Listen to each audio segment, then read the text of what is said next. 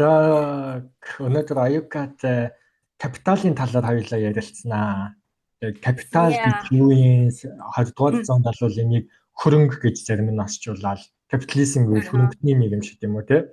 Тэгвэл капиталыг хэн хамгийн их судалсан?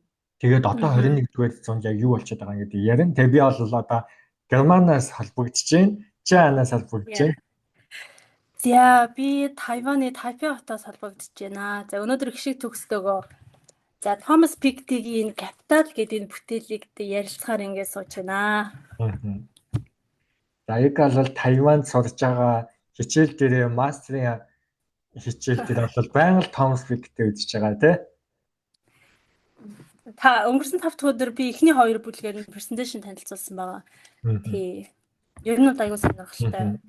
Яг ухаал уншаал гэж байна. Тий. За хамгийн эхлээд бол Маркс капиталын хамгийн том анализыг хийсэн тий. 1000 хуудастай капиталыг бүрэн анализ хийсэн. Гэхдээ энэ өнөөдөр өөрчлөгдсөн. Тэр сүүл санаа өөрчлөгдөөгүй гэсэн капитализм илүү дараагийн шин түвшнүүдэд ирсэн гэдгийг Томас Пикти 21-р зуунд гэдгээр нь ярьж байгаа юм тий. Яг гэвэл Марксийн ярьж байгаа нөгөө үйлдвэр дээр ажилчин ангийнхаа тий илүү зовж байгаа, ядарч байгаа хар хөдөлмөр эрхэлж байгаа. За тухайн үед бол ингэж их офисын ажлууд байсангүй тий 200 жилийн өмнө 100 жилийн өмнө ийм их консюмеризм тий бараа таваад хэрэглээ зүйл байсангүй. Ингээд энэ бүх консюмер эсвэл офис ажилчин гэдэг хүн байхаа байлаад ажилтан болчлаа шүү дээ. Гадаадад энэ тэр worker гэхгүй байгаа шүү дээ. Staff гэдэг байхгүй тий. Зүгээр Burger King-д бургер шалаа зогсож байгаа, McDonald's шалсан хүмүүс эсвэл цэвэрлэгээ шал угаагаа зогсож байгаа хүн уг нь бол worker ажилчин хэвээрээ. Тэ staff буюу ажилтан гэдгээр яваад байгаа байхгүй. Тэгэхээр энэ бол ингээд юуч тэр суур санаа бол өөрчлөгдөөгүй. Гэхдээ үндсэн тэр үзэл баримтлалыг бид нэр илүү өөрөөр тайлбарлах хэрэгтэй болсон. Өнөөгийн төвшөлтийг нийлүүлж тайлбарлах хэрэгтэй болсон. Тиймээс Томас Пикетигийн капитал маш чухал тий. Тэгэхээр Томас Пикети бол капиталыг баялагийг яаж хуримтлуулж хүмүүс юуг мэдэхгүй байна гэж номондоо анализ хийсэн бэ. За Томас Пикти бол Францын эдийн засагч. За Томас Пикти ер нь судлагддаг Томас Пиктигийн судлагдах хүний гол сэдв нь бол ер нь тэгш бус байдал байгаа. Орлого, тэгш бус байдал. За ер нь капитал бүтээл нь бол 2013 онд анх хэвлэгдсэн. Тэгээ тэрнээс хойш бол капитал болон тэгш бус баялагын тэгш бус байдал гээд номнуудыг бол хэвлсэн. Хамгийн сүүлд бол бас нэг тэгш бус байдлын тухай ном хэвлсэн тий. Гişиг төгс дэрэг үйлсэн байсан. За Томас Пикти бол зөвхөн капитал тэгш бус байдлын зөвхөн тоо ярихгүй гэж байгаа. Энийг эдийн засаг, улс төр, нийгэмтэй холбож ярина шүү гэж байгаа. Тэгэхээр тэгш бус байдал гэдэг бол зөвхөн 21-р зууны шин сэдэв биш. Тэгэхээр Томас Пикти бүр 18-р зуунаас эхэл судалсан байгаа юм. Датан дээр үндэслээд тэгш бус байдлын динамик буюу historical dynamic-ийг ингээд судалсан байгаа. Яаж тэгш бус байдал ингээд өөрчлөгдөж ингэж ирсэн бэ гэд. За тэгэхээр тэгш бус байдлыг ярихын тулд бид нар хоёр үндсэн концепцийг ойлгох хэрэгтэй. Income, capital гэсэн хоёр ойлголт байгаа. Income гэдэг бол орлого тий. Бид нар 8 цаг ажиллаад цалин авдаг тэр цалин хөлс. За тэгээд ер нь цагаар хэмждэг бидний орлогууд income-д орчиж байгаа. За capital гингүүд материалын бүтээгдэхүүнд орчиж байгаа. Байшин барилга За тэгэнгүүт хамгийн сонирхолтой нь боолчлол бас капиталд оруулсан байгаа юм. Пикти. Тэгээд Америкийн нийгэм дэлхийн 1-р дайны өмнө дэлхийн баялагын 40%-ийг эзэмшижсэн байгаа байхгүй юу. Тэнгүүд энэ 40% нь юунаас бүрдэж байна гэдгийг Томас Пикети шинжилсэн байгаа. Яаж ингээд улс орон энэ их баялагийг ингээд эзэмшиж байна гингүүд Томас Пикети боолчлолыг оруулсан байгаа байхгүй юу. Боолчлол нэг төсний капитал байсан түүхийн явцад. Тэгээд түүхийн турш бол ингээд бид нар боолчлол байхгүй. Гэхдээ капиталын хэлбэр нь ингээд өөрчлөгдөөд стил тэгш бус байдал ингээд нийгэмд байгаа гэж тайлбарж байгаа юм. Тийм яг үнэ. Яг тэгвэл буржуази тий. Эсвэл капиталист гэж байгаа тэр хэсэгт хамааруулж байгаа дэлхийг одоо захирж байгаа ч гэдэг юм уу, тэдний бүх одоо тогтоож байгаа ижээ өөрөө бүх нийгэм даяар тархаж боловсрол, урлаг, шашин бүх юм тэр цөөхөн хэсгийнхний ижээг л зөвхөн дэмжих тэрийг одоо зүтгүүлэх ийм одоо хуулиар явдаг гэж Маркс хэлээд байгаа шүү дээ. Яагаад гэвэл капитал өөрөө юу ч бүтээдэггүй. Бүх зүйлийг бүтээж байгаа нийгмийг нуруунд дээр авч явж байгаа ганцхан зүйл бий, тэр бол хөдөлмөр буюу нийт хүмүүсийн ажиллаж байгаа энэ байдал. Энгийн одоо нийгмийн тухайн нийгмийн дэлхийн 90%, 90-ээс дээш хувь нь дандаа нийгмийн авч явж байгаа, ажиллаж байгаа, хөдөлмөрлөж байгаа. Гэхдээ бүх баялаг маш цөөхөн хэсэг дандаа очиод байгаа. Яагаад гэвэл капиталыг эзэмшиж байгаа тэр хүмүүс өөрсдөө нэг ч хөдөлмөрлөхгүй байгаа. Жишээлбэл ландлордууд Монголд яг ялгаагүй яагаад ингэж нийслэлүүдэд Берлинд, Дублинд house crisis буюу ийм хямрал болоод байна, орон сууцны хямрал. Яг гэвэл маш цөөхөн хүмүүс бүх одоо орон сууцуудыг баталгаад авсан, эзэмшсэн. Тэгээд өөрөө нэг ч хөдөлмөр ажил хийхгүйгээр зөвхөн капиталаа зараад ажил хийж байгаа хүмүүс тэр капиталын төлөө бүх хөдөлмөр, хөлс, амьдрал, насаа бадж байгаа явдал. Тэгэхээр капитал ингэж нэг хэсэгт л очиод байгаа. Энд одоо тэгш бус байдлын бүх үндэс байгаа юм. За тэгэхээр энэ дээр хамгийн чухал одоо энэ номын хамгийн чухал одоо conclusion хэсэг нь бол нэг юм томьёо гаргасан байгаа Piketty. R, G гэсэн хоёр одоо томьёо. Тэгэнгүүт R нь ямагт G-гээсээ их байна. За энэ нь юу гэсэн үг вэ гэхлээр R гэдэг бол тэр капиталаас олох орлогыг хэлж байгаа. Буцаж тэр капиталтай тэр хүнд одоо буцаж ирэх орлого нь ямар нэгэн байдлаар буцаж ирэх орлого. G гэдэг бол эдийн засгийн өсөлтийг хэлж байгаа. Эдийн засаг одоо өссөн ч бай, уруудсан ч бай, энэ R бол ямагт одоо 5 дахин 10 дахин илүү их одоо буцаж ирэх одоо тэр хувь эзэмшний өндөр байдаг гэж байгаа байхгүй юу. Тэгэхээр энэ нь өндөр байгаад ирэхдээ зэрэг капиталтай хүнийх нь хөрөнгө нэгсээд илүү тэгш ус байдал нийгэмд үүснэ гэсэн үг. Одоо нөгөө Malthus ч уг нь team онол гаргасан баггүй юу. Айгуу дистоп. Malthus-ийнхаар юу гэдэг нь хүн ам ингэж өсөж байгааг ингээд arithmetic progress-ээр өсөж ингээд тогтоосон. Тэнгүүд хоол хүнс олвол өсөж байгаа байдал нь бас хэдий үе юм байна гэж тогтоосон. Тэнгүүд цаг хугацаа явах тусам яг тэр arithmetic тооцоололоор авч үзэх юм бол хүн ам нь хоолноосоо илүү их болоод өсөж байгаа юм. Тиймээс одоо дэлхийн уснаа хүн амыг цөөлөх ёстой, хүн ам үлсгэлэнд нэрвэгдэж өгөх болно гэж тооцоолж байгаа шүү дээ. Гэтэл үний эрэхтэй яаж ингэнгүүт жишээлбэл өнөөдөр төрөлт буудсан. Зарим газар зогссон. Японд, Солонгост хүүхэд төрүүлээд өгөөч гэж төрн хэдэн сая доллар амлаж байна. Дэмжлэг өгч байгаа тийм. Тэгэхээр ингээд төрөл жишээлбүүлж байгаа. Гэтэл капитализмын хувьд бол энэ яг тэр процесс явж байгаа юм. Капитал өсөж байгаа. Хүн амын тэр одоо эдийн засгийн өсөлт явж гин. Гэтэл цаг хугацаа өнгөрөх тусам эхлээд нэг иймэрхүү зураастай байсан бол цаг хугацаа өнгөрөх тусам ингэж холдсоор агаад магадгүй 100 жилийн дараа бүр маш том тэгш бүр ингээд хэрвээ хязгааргүй одоо цаг хугацааны хувьд тавьж тооцоолж бодох юм бол R is greater than G Return of capital. Тэгэхээр Thomas Piketty ингэж тооцоолсон байгаа юм. Thomas Piketty одоо тооцоололоор 21 дугаар зууны төгсгөл хүртэл тооцоолсон байгаа байхгүй юу? Одоо яг энэ датан дээр үндэслээд тэнгуү Thomas Piketty одоо төрийн бодлогоор дахин хуваарлалтаар тэгш бус байдлыг шийдэхгүй бол тэгш бус байдал өссөөр л байх болно гэж байгаа байхгүй юу? Графикийг нь харах юм бол 2070 он хүртэл ингээд бүр дээшээ өссөн. Тэгээд дундаж давхрахгүй болоод зөвхөн дээд доод гэсэн хоёр ангид хуваагдана гэдэг нь математик тооцоололоор тогтоогдсон. Thomas Piketty энэ томьёог гаргасан. Тэгэхээр шийдэл нь бол төрийн одоо интервенц хэрэгтэй. Тэрийн интервенц тийм. Жишээлбэл прогрессив татвар. Прогрессив татвар гэдэг нь бол баян хүнээс өөрөөр хэлбэл их орлоготой хүнээс их хэмжээний татвар авах. Бага орлоготой хүмүүсээс бага бараг л татвар авах. Бага татвар авах. Тэгэхээр Монголд нөгөө прогрессив биш бүх хүнд адилхан 10-20% татварыг тавьчихдаг. Тий 10-20%. Өөрхийн амтын CU-д ажиллаж байгаа оюутнуудаас ахуулаад шөнийн ээлжинд ресепшн хийж байгаа зочид буудлын тийм үү эмэгтэйчүүд хүртэл хүүхдээ хажуухайхаа хажуугаар 24 цаг унтахгүй ажиллаж байгаа мөртлөө 20% татвар төлөөд идэг. Гэтэл юу гэдэг том компаниудын эзэд олигархцсан Монголын номер 1 хотелийн эзэд ч юм уу адилхан хувийн татвар төлөөд идэг.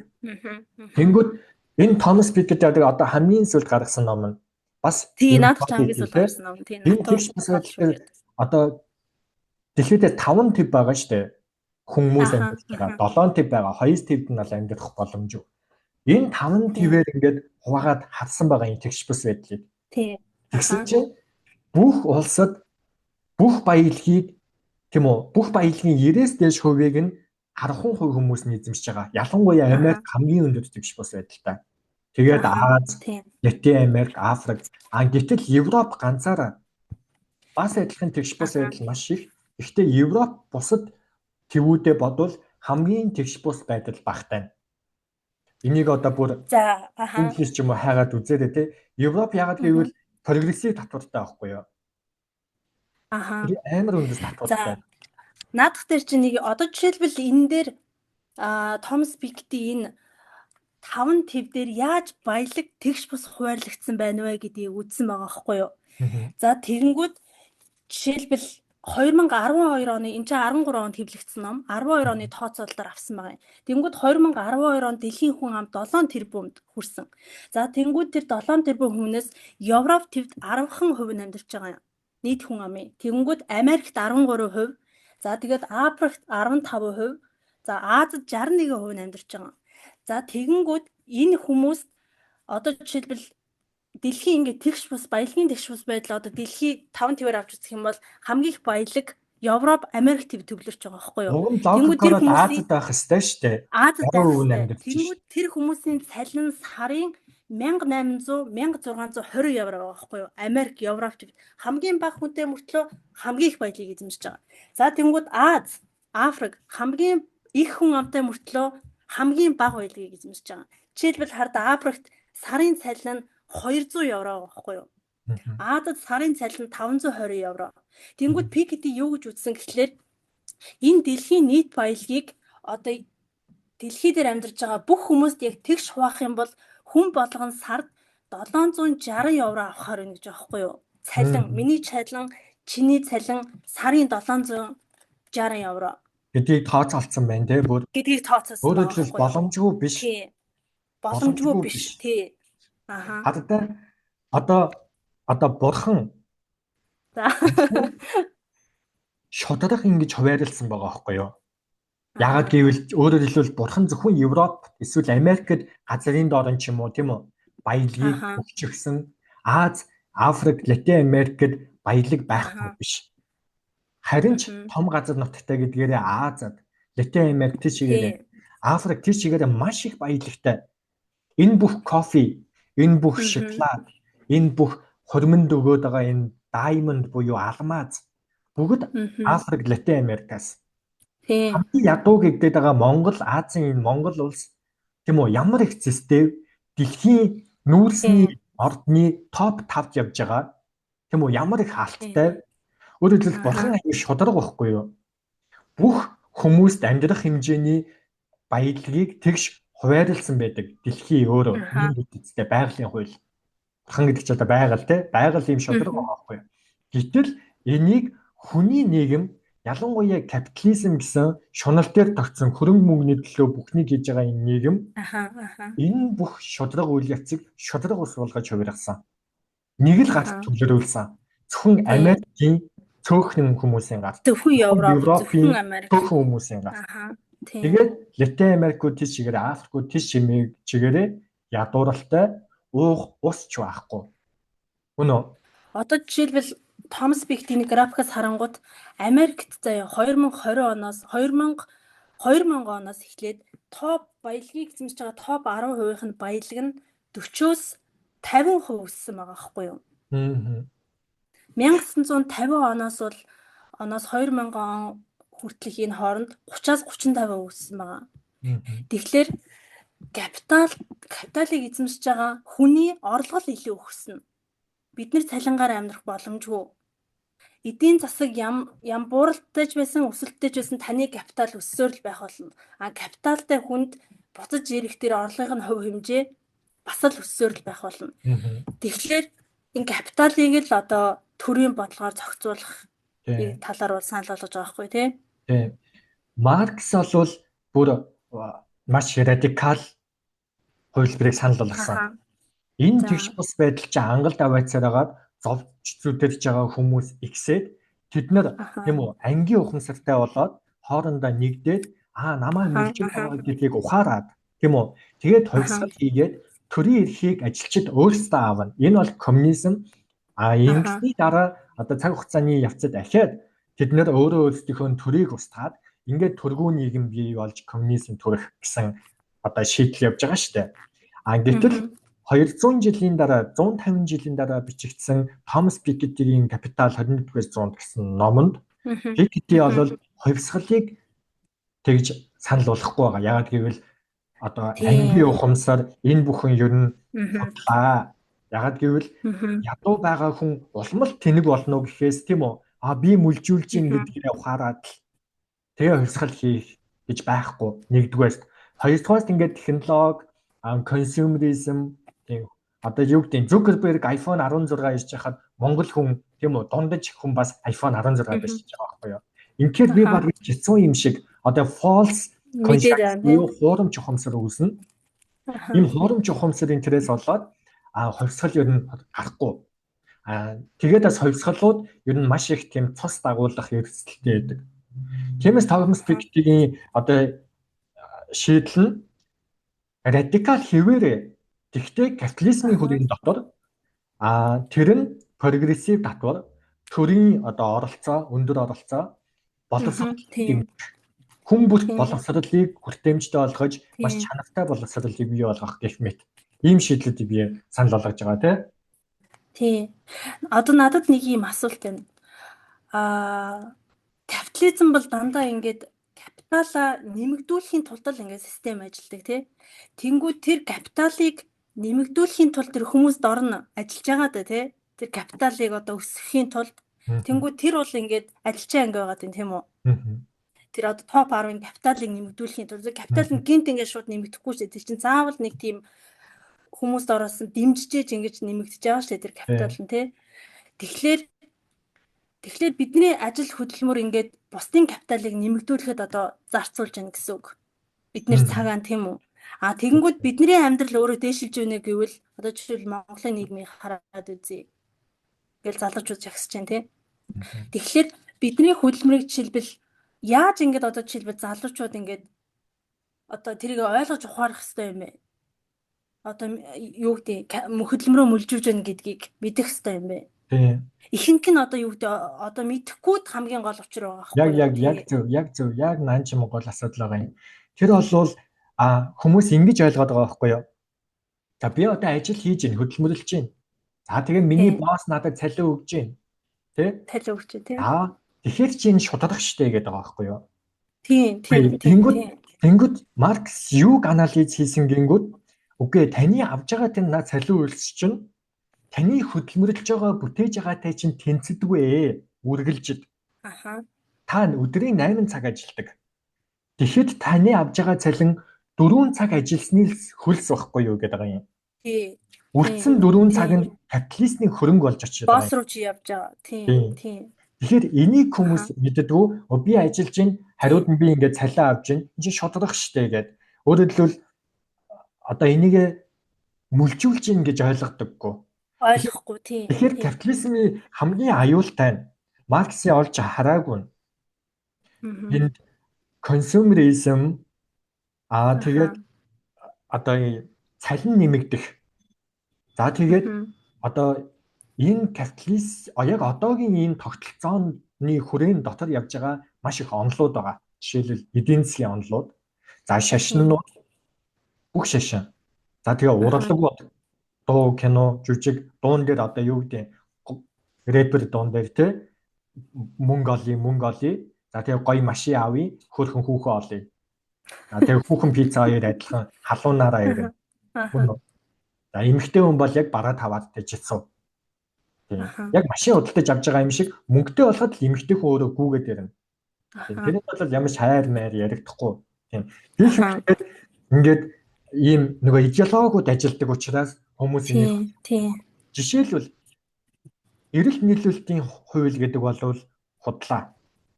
Аха. Яагаад гэвэл штэ Монгол За. одоо статистикийн хувьд 60 сая малтай, 50 гаруй сая малтай. Тийм. Өмнө нь 70 сая малтай байсан заяа. За Аха. тэгээд одоо 3.4 сая хүн Монголд амьдарч байна. Гэхдээ эрэлт нийлүүлэлтийн хууль үнэхээр үнэн байсан бол ийм их нийлүүлэлт буюу мал байна. Ийм цөөхөн одоо demand буюу эрэлт байна те. Тэгвэл одоо махны үн хямдхан байх үстэй. Аха. Малгүй ард түмнүүд Европчууд, Африкчууд те малгүй ард түмний хувьд одоо мах үнэтэй байх нь шүү дээ. Аха. Хуулийн дагуу. Гэтэл Монгол шиг тийм үү мал нь бүр Монголд тий.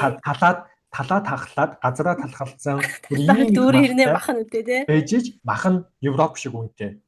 Гэхдээ хаана эрэлт нийлүүлэлтийн хууль байна? Орон сууц байна. Бас юу гэж худлаа капиталистууд тайлбарладаг гэхээр орон сууцны үн нэмэгдэж байгаа нь ёстой эрэлт нийлүүлэлтийн хууль л да. Зах зээлийн хууль л да. Гэтэл тэр зах зээл гэдэг чинь тэр хитгэн ландлордууд байдаг байхгүй юу? Тийм. Тэгэхээр ингэж муухай одоо капиталист фреймд энэ тогтолцоог дэмжих онолуудаар урдлаг ажлаагууд ажиллаж юу болдیں۔ Энэ идеологиудаар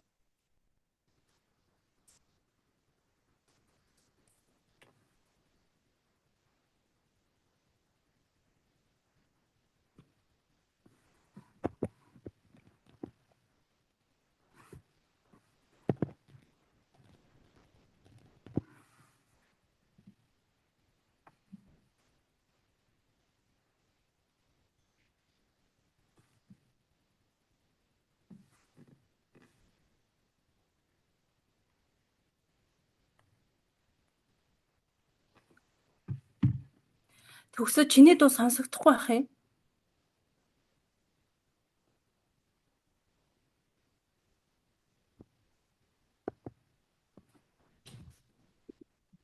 Одоо болж байна. Одоо зүгээр байна уу? Би сүүлийн ярьсан хэсэгт чиний дуу ингэж байхгүй болчихсон.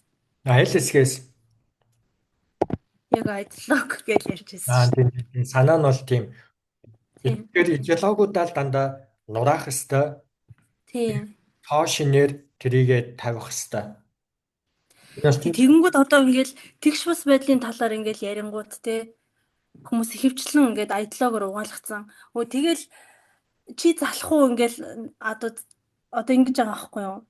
Би ингээд ажилсныхаа одоо үр дүнд ингээд 8 цаг ажиллаад цалин авч бол энэ ингээд шудрах штэ. Би илүү их ажиллаад илүү их цалин бол энэ ингээд шудрах. Чи ажиллахгүй байвал цалин чинь нэмэгдэхгүй бол энэ ингээд шудрах босч штэ гэдэг юм уу те. Яг нөгөө систем том дээрлж байгаа системийг ойлгохгүй яг хувь хүндээ наагаад ингэж ихэвчлэн ингэж ойлгодог нь бас ингээд одоо асуудлыг яг бүрэн утгаар нь ойлгохгүй байгааг бас нэг илэрхийлж гараад байгаа байхгүй юу?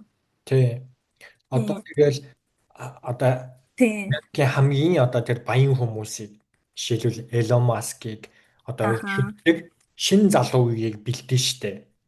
Тэ? Өстой Elon Musk шиг болох ёстой хамгийн ухаантай хүн, өстой хөдөлмөрлсөн, ингэж мөнгө олсон, тэ? За тэгээд одоо юу гэдэг? Тийм. Elon Musk одоо дэлхийгээс өөр гаригуудыг судалж эхэллээ. Өөр төвшин сэтгэж ийн ч гэдэг юм уу? Би ингэж ажигласан. Одоо зөвхөн ганцхан хөдөлмөр гэдэг энэ ухахдах хүн байна шүү дээ тий. Одоо ихэнх нь ингэж ойлгож байгаа байхгүй юу?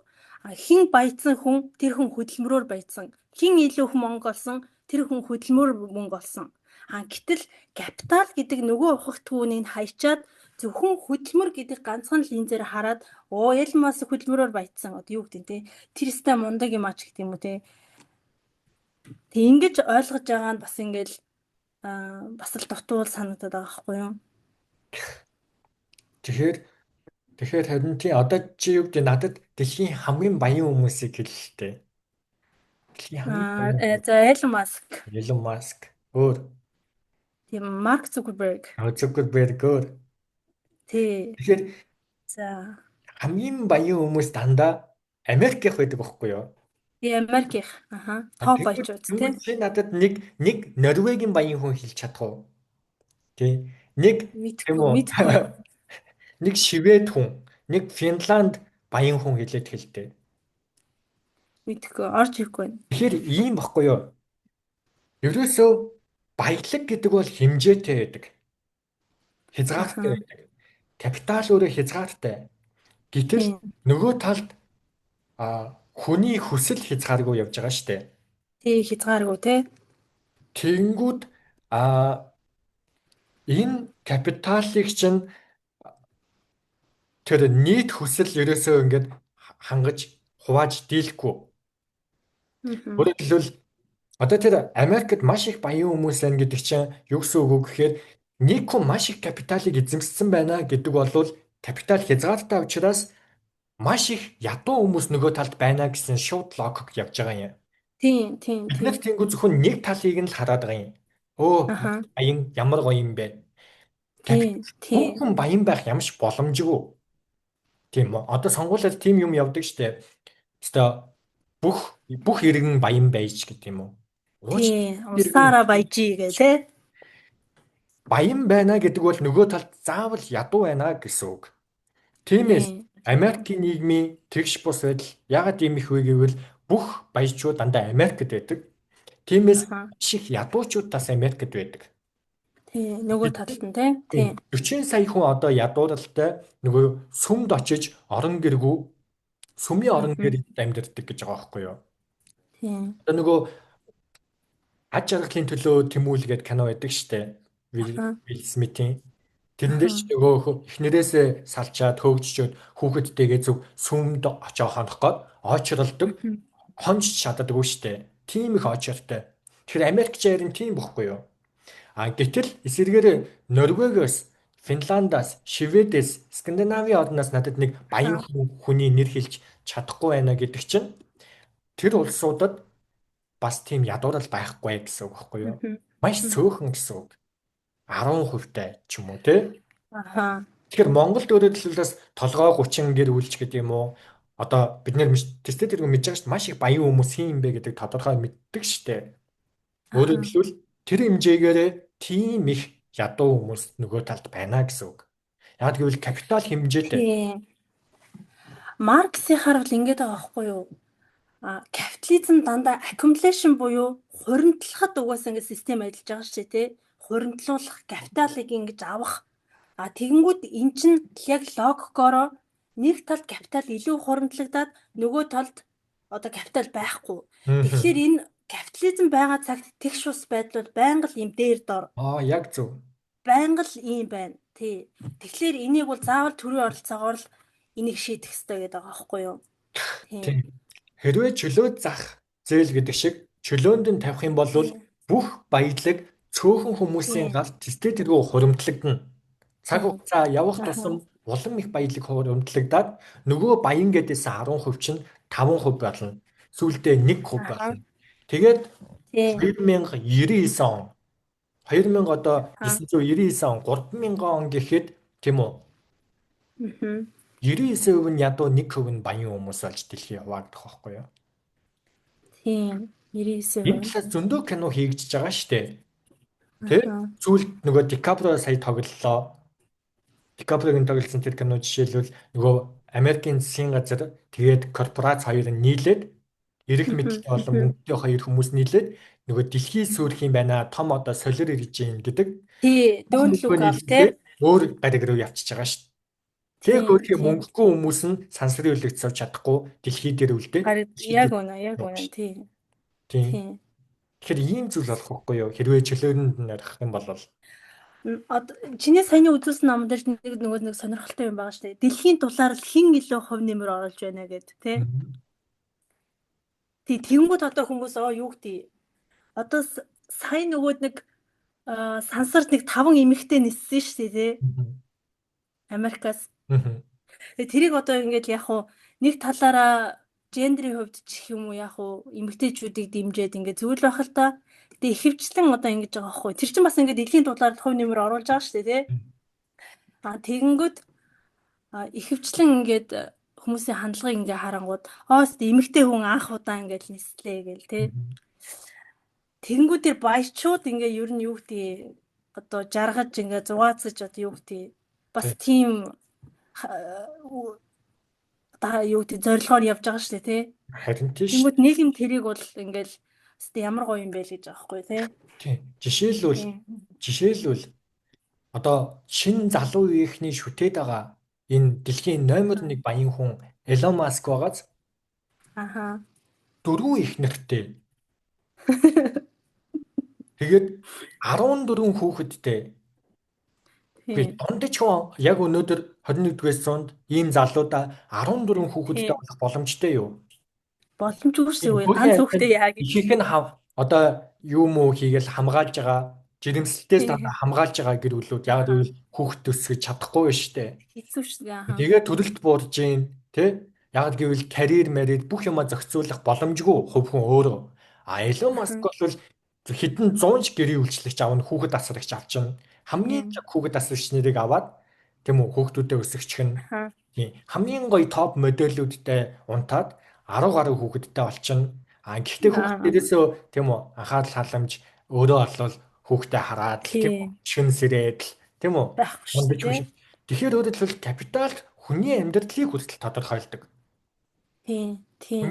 Чиний хэрхэн амьдрах, чиний хүүхэдтэй болох болохгүйг чинь хүртэл хүслийг чинь мөрөөдлийг чинь хүртэл капитал дандаа тодорхойлж байгаа. Энийг л Маркс хэлээд байгаа байхгүй юу? Тэрнээс би материаллык зүйл нэгээд байгаа шүү дээ, тий. Тийм, материаллык одоо яг одоо зүгээр бид нар ингээд бодит яг амьдрал дээр харъя л да. Орон сууцгүй, түрээсийн байранд ингээ материаллык орчин чинь байхгүй. Тэг чи хүүхдээ болно гэсэн хүсэл төрөх үү? Харин тий. Гэл хэлж байгаа байхгүй юу? Чи өөрийн гэсэн орон сууцтай, өөрийн гэсэн одоо юу гэдэг хүүхдээ өсгөх тийм анхан шатны материалын хэрэгцээтэй байх юм бол ч одоо хүүхэд төрүүлээгээ төлөвлөгөөнийхөө дагуу явах нь шүү дээ. Тэр чинь байхгүй учраас төрөлт буурах нь аргагүй шүү дээ, тий. Одоо ээлэнд 4 минут байж шүү заяа.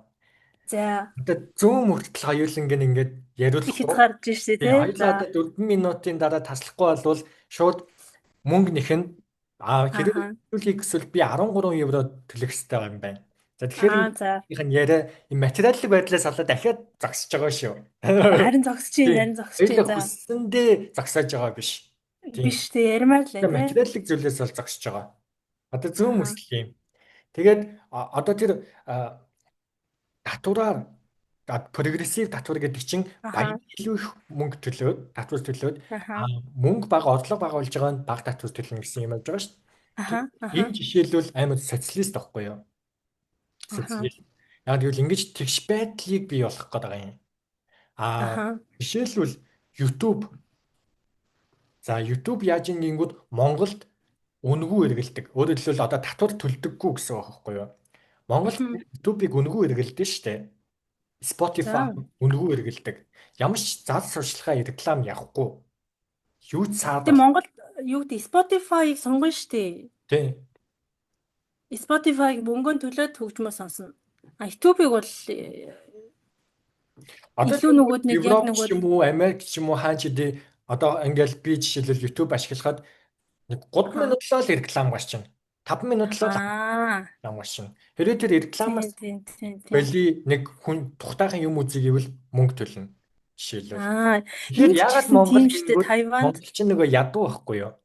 Ядуу орнуудад YouTube үнэгүй. Тэгээ энд ч гэсэн тийм би бүр яг үзэн яддیں۔ YouTube орё гингүү дандаа ингээд сурчлага.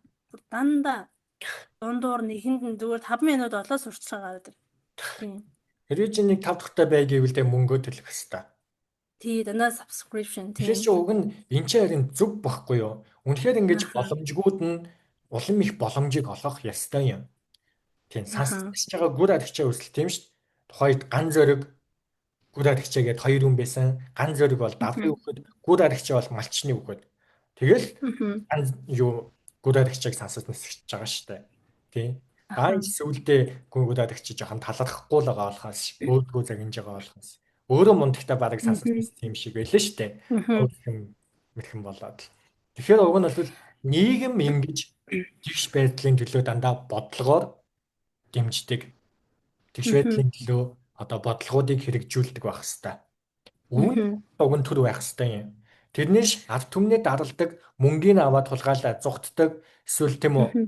ард түмнээ улам ядууруулахын төлөө биш шүү дээ.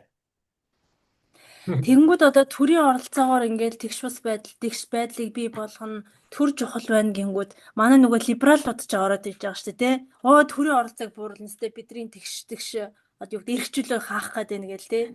Тэгэхээр энэ дээр юу гэж бодож байна? Харин тийм уг нь бол либерал чинь зүүнийх л та. Аха. Либерал бол зүүнийх. Монголд л ардчилсан намаас болоод барууных юм шиг ойлгохтой яваад байгаа. Либерал гэж одоо улс төрийн онолд үргэлж зүүнийх байдаг. Монголчууд дандаа Аха. барууных гэж боддог. Тий. Тэгэхээр чи уг нь либералчууд ч тийм үү зүүн төвийнх байдаг байхгүй юу? Бүр эрс Мгм. зүүн биш юм аа гэхэд. Тэгэхээр Зүүн уг нь төвийнх. бас л уг нь маш сайн. Маш сайн. Даанч Монгол Мгм. ерөөсөө л улс төрийн боловсролын асуудал. Тийм. Харин тий. За ингээд минут дуслаа. За Нийлэнг нь хоёулаа өөрөө зогссонгүй. Уг нь ярмаад л байна. капиталын Тэгэхээр улмаас зогслоо тий. хоёулаа За. мөнгө төлж чадахгүй учраас одоо ингээд дуусгая. За, пока. За баяртай.